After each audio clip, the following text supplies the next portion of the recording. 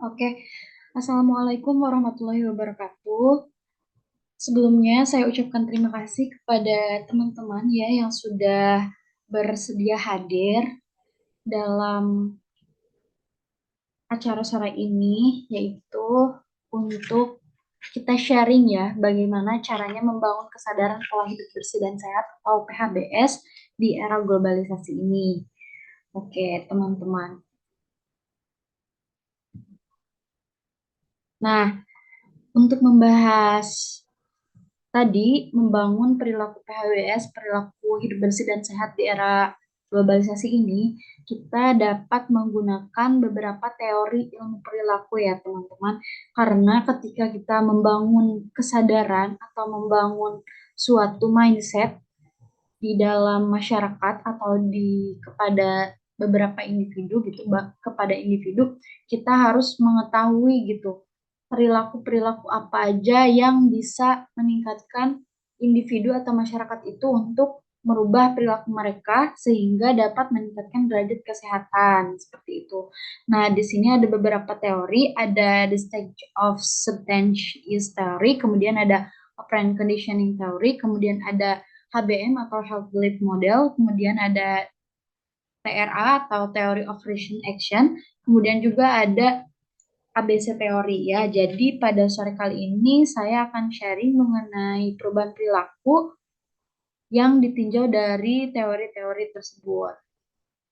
Selanjutnya, di sini ada the stage of substance use ya. Jadi di sini ada komponen gitu, ada 5 komponen dari teori ini. Nah, yang pertama itu ada prakontemplasi ya. Prakontemplasi di sini itu adalah ketika seorang individu ini pada tahap belum mempertimbangkan untuk mengubah perilaku mereka ya. Jadi ketika seseorang individu ini akan membuang sampah ya, ketika seseorang ini belum menyadari dampak dari membuang sampah sembarangan ya di sini. Jadi seseorang itu kayak belum ya udah gitu loh. Maksudnya apa? Buang sampah terserah dia, tidak mengolah sampah, kemudian tidak membedakan antara sampah organik dan anorganik, kemudian membuang sampah sembarangan seperti itu dan tidak ada kesadaran sama sekali. Jadi di sini benar-benar dia berperilaku seperti itu, belum merasakan dampak buruknya, baru merasakan dampak itu pada dirinya sendiri gitu. Jadi sama sekali belum terfikir di dalam mindset mereka untuk merubah perilaku tersebut. Nah, kemudian ada masa kontemplasi ya. Nah, di sini individu tersebut mulai mempertimbangkan nih untuk mengubah perilaku mereka karena mereka juga sudah mulai menyadari gitu bahwa ternyata membuang sampah sembarangan itu dapat berdampak kepada dirinya sendiri gitu sehingga dia merenungkan gitu apa aja sih ketika kita berperilaku seperti itu, berperilaku tidak sehat, tidak bersih dan sehat, apa aja sih yang akan kita rasakan gitu. Oh, ternyata di sini dapat menyebabkan lingkungan tidak sehat seperti bau menyengat, kemudian banyak lalat yang membawa vektor penyakit kan seperti itu. Nah, kemudian juga di sini mulai mempertimbangkan nih orang tersebut. Wah, ini kalau saya buang sampah sembarangan seperti ini, kayak tadi gitu ya, banyak faktor membawa penyakit. Kemudian kalau semisal saya menjaga kebersihan, kayaknya lingkungan ini bakalan indah seperti itu, bakalan bersih, bakalan enak menghirup udaranya. Nah, jadi masa kontemplasi itu seperti itu ya, teman-teman. Kemudian di sini juga ada persiapan ya, masa persiapan. Nah, orang seseorang pada tahap ini itu mulai planning ya gitu. Jadi tadi tidak menyadari, kemudian dia merenungkan manfaatnya dan juga dampak buruknya apabila dia berperilaku seperti itu, kemudian dia mulai ancang-ancang nih, gimana aja sih supaya kita bisa merubah perilaku tidak bersih tersebut. Nah, contohnya di sini individu itu mulai mempelajari nih caranya memilah dan mengelola sampah, bisa dengan cara mencari sumber-sumber terpercaya, atau mungkin bisa dengan cara mengikuti apa itu namanya komunitas dan lain sebagainya seperti itu. Nah, kemudian di sini juga ada komponen aksi ya teman-teman. Jadi di sini orang-orangnya sudah aktif atau individu tersebut sudah aktif dalam mengubah perilaku mereka. Jadi mereka mulai terbiasa untuk tidak membuang sampah, kemudian sampahnya dipilah dulu gitu, mana yang anorganik, mana yang non-organik gitu, mana yang organik dan mana yang anorganik gitu. Kemudian secara aktif nih, jadi udah autopilot aja gitu, udah kayak nggak mikir-mikir lagi, dia langsung aja berperilaku seperti itu. Nah, kemudian ada pemeliharaan nih, pemeliharaan ini supaya orang tersebut atau individu tersebut tidak mengulangi perilaku yang sama terus-menerus. Jadi kan ketika kita merubah perilaku kita, terkadang itu suka ada distraksi gitu ya, teman-teman suka ada distraksi kayak terkadang males, terkadang tidak kuat gitu ya. Jadi ini melakukan pemeliharaan. Nah, dalam tahap ini yaitu berupaya mencegah kekambuhan. Jadi mereka itu mulai membentuk komunitas atau mungkin mulai membentuk fasilitas-fasilitas yang mendukung pengelolaan sampah dan mendukung perilaku itu supaya tetap ada gitu dan tidak kambuh atau tidak kembali kepada perilaku yang jelek tersebut. Oke, selanjutnya di sini ada operant conditioning theory. Nah, dalam operant conditioning theory ini sebetulnya ada dua komponen yang sangat penting ya. Sebetulnya ada beberapa komponen, tapi komponen inti dari operant conditioning theory itu ada dua ya, yaitu ada reinforcement dan punishment. Nah, reinforcement ini yaitu penguatan ya, teman-teman. Jadi, memicu pada konsekuensi yang mengikuti perilaku dan mempengaruhi kemungkinan perilaku itu diulang. Jadi, ketika penguatan ini itu adalah suatu upaya untuk mempengaruhi si individu agar kemungkinan perilaku itu diulang. Jadi, ketika tadi kita membuang sampah secara secara baik gitu, menjaga kebersihan secara baik. Nah, gimana sih pemeliharaannya tadi kan? Bisa dengan melakukan penguatan. Penguatannya seperti apa? Nah, nanti kita bahas. Kemudian juga pada operant conditioning theory ini berlaku hukuman ya atau punishment. Nah, hukuman ini mengacu pada konsekuensi untuk mengurangi si kemungkinan itu supaya tidak diulangi gitu. Jadi tadi semisal membuang sampah sembarangan. Nah, jadi hukuman ini dapat mengacu kepada si individu tersebut supaya mengurangi perilaku tersebut gitu, supaya mengurangi perilaku tersebut diulang. Nah, di sini ada reinforcement atau penguatan yang positif dan juga negatif. Nah, di sini penguatan positifnya yaitu dapat berupa hadiah ya atau konsekuensi yang menyenangkan gitu. Kan biasanya kalau kita berperilaku yang baik kemudian pada awal-awal itu diberikan reward gitu, itu jadinya hatinya senang dan kayak oh jadi besok aku kayak gini lagi lah gitu kan.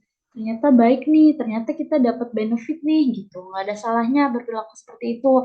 Nah, individu berpikiran seperti itu nantinya ketika dia dalam proses merubah perilaku, dia mendapatkan suatu hal yang baik atau reward. Nah, contohnya di sini nih, ketika si individu itu berhasil memilah sampah, kemudian sampah itu dikumpulkan dan dibeli pengepul, individu itu otomatis bakalan dapat reward atau dapat income gitu, atau mungkin bisa diadakan lomba kebersihan gitu.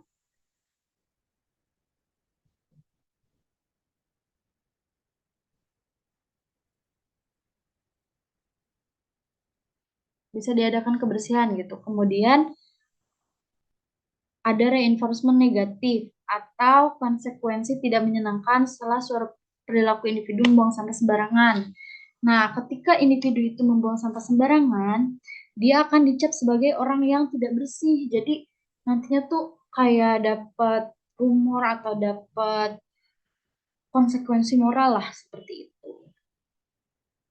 Kan gak enak ya kalau kita dicap sebagai orang yang tidak bersih gitu. Kemudian juga di sini ada punishment atau hukuman. Di sini juga hukumannya ada positif dan juga negatif. Nah, konsekuensi yang tidak menyenangkan. Misalnya, ketika seseorang membuat denda, ketika seseorang membuang sampah sembarangan, di lingkungan tersebut akan didenda tuh. Jadi kemungkinan orang itu melakukan membuang sampah sembarangan lagi itu bisa dikurangi gitu karena dia merasa saya buang sampah sembarangan malah didenda gitu, ah rugi gitu. Kemudian juga konsekuensi yang menyenangkan. Nah, ketika individu ini membuang sampah sembarangan, kemudian dia bisa saja dijatuhi hukuman. Misalnya kalau kita tidak piket gitu di sekolah gitu, dijatuhi hukuman gitu, bisa jadi 2 kali lipat lah.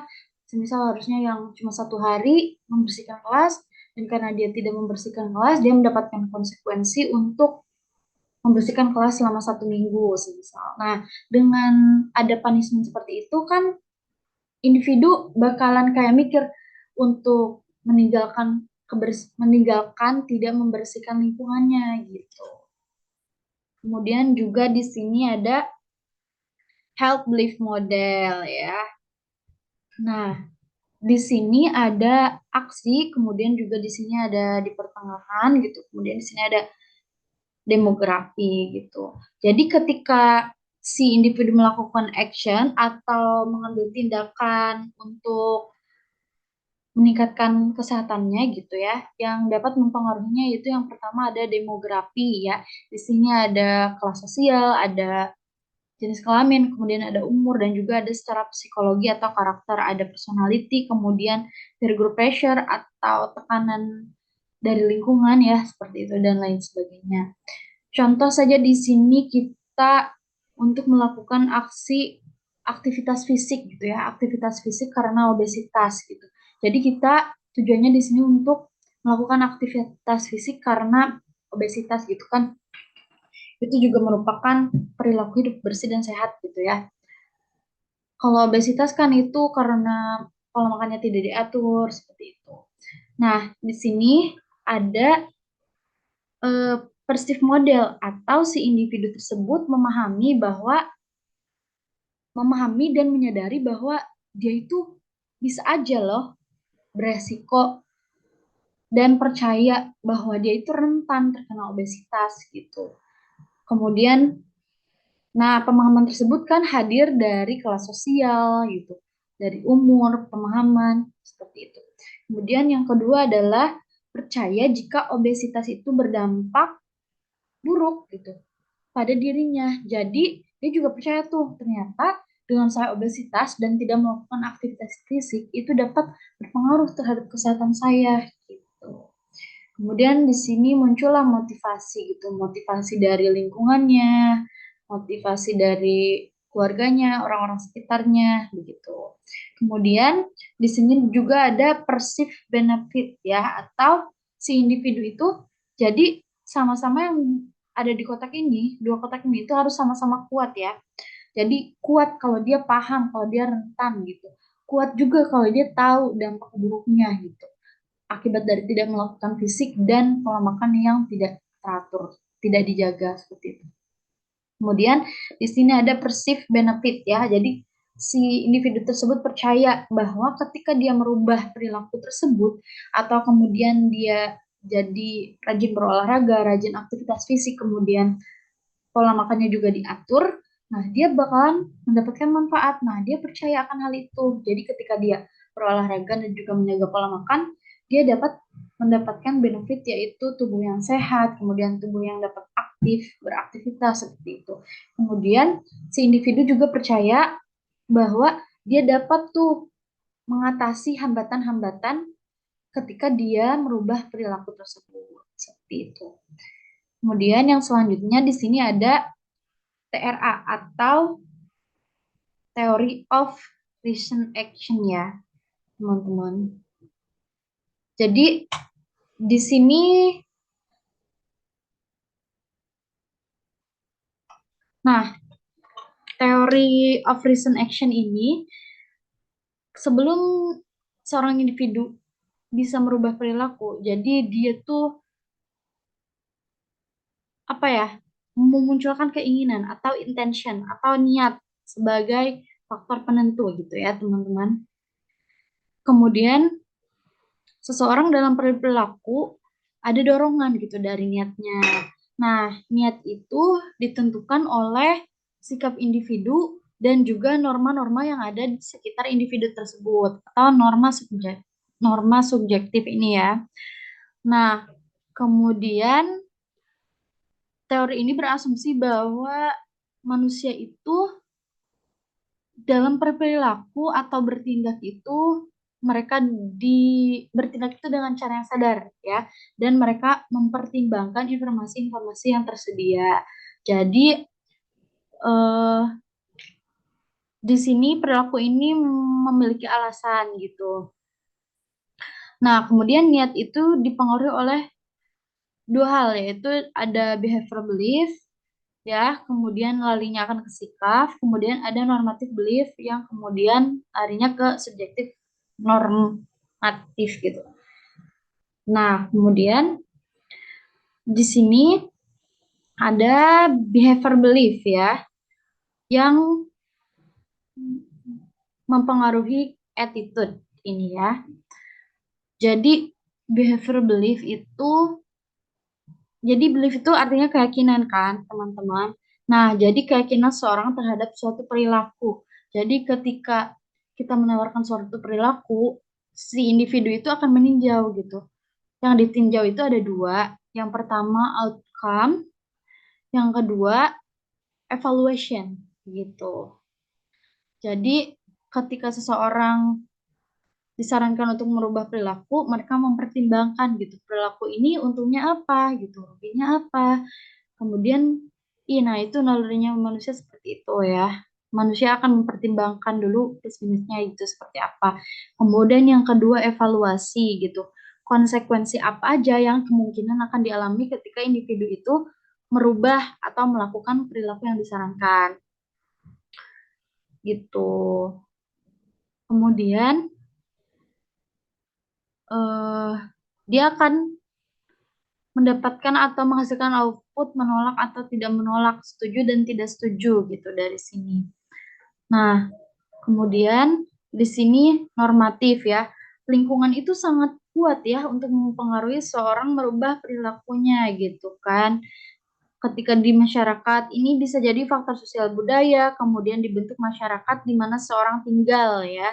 Kemudian adat istiadat, norma, terus pendapat lingkungan dan lain sebagainya.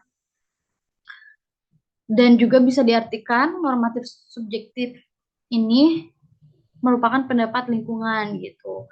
Nah, ketika berpendapat ini, mereka akan menghasilkan normatif subjektif atau persepsi individu tersebut gitu, sebagai hasil dari tekanan sosial gitu, dari tadi ya, dari normatif belief tadi. Jadi ketika ada pendapat-pendapat dari lingkungan, nah itu akan mempengaruhi pemikiran si individu tersebut. Setelah itu barulah keluar namanya norma subjektif itu. Kemudian,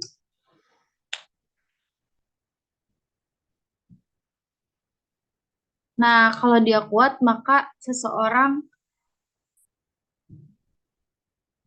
akan merubah perilaku tersebut gitu, teman-teman. Oke, kemudian di sini ada teori ABC ya, antecedents, kemudian behavior dan consequence. Nah, antecedent ini merujuk pada rangsangan atau peristiwa yang terjadi sebelum perilaku dimulai. Jadi ketika perilaku itu belum dibentuk ya, ini akan apa ya?